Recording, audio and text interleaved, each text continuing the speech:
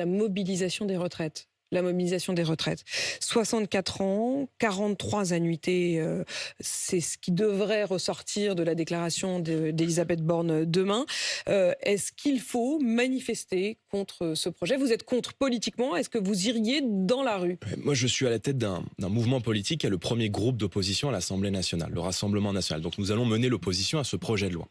Nous allons mener l'opposition à ce projet de loi d'abord parce que je considère que ce projet de loi est injuste. Il est injuste pour 64% des Français, c'est ce qui ressort du sondage ELAB qui a été diffusé par BFM TV. Il est surtout injuste parce que beaucoup de Français ont le sentiment que Emmanuel Macron est aujourd'hui en train de mener une guerre sociale au peuple français.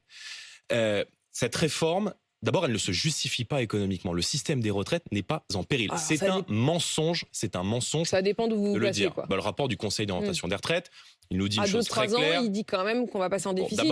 Certains voient le verre à moitié plein, d'autres à moitié vide. Non, mais il y a différents scénarios qui sont testés par le Conseil d'orientation des retraites, mais il y a un consensus en tout cas, vous pour n'êtes pas dire d'accord sur aujourd'hui l'idée qu'il faut absolument... qu'il y a 14%. 14%, c'est la part des dépenses des retraites dans le PIB. En 2022. En 2070, on sera peu ou prou, 50 ans plus tard, à 14% de dépenses du PIB, c'est-à-dire à peu près à la même chose. La question qu'on doit se poser, ce sont ces 10 milliards d'euros de déficit dans le système de retraite français, et est-ce qu'on accepte de consacrer 10 milliards d'euros par an de déficit pour sauver le système des retraites? Et vous dites on oui. sait que repousser, moi je dis que la retraite c'est pas de la comptabilité comme le considère le gouvernement, c'est un choix de société.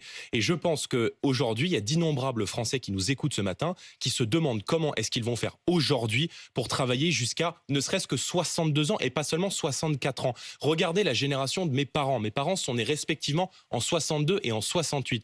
Ils ont pris là en une décennie 4 années de travail supplémentaires. Et compte tenu de la difficulté de leur travail, ils se demandent aujourd'hui comment est-ce qu'ils vont faire pour travailler ne serait-ce que jusqu'à 62 ans. On sait très bien que de repousser l'âge de départ à la retraite... et les carrières longues devraient être prises en compte. Vous n'y croyez pas, visiblement. Mais bien sûr que je n'y crois pas. Emmanuel Macron est l'homme qui a retiré 4 des 10 critères de pénibilité qui sont notamment pris en compte depuis 2015 dans ce fameux compte de prévention de la pénibilité. La manutention a été retirée.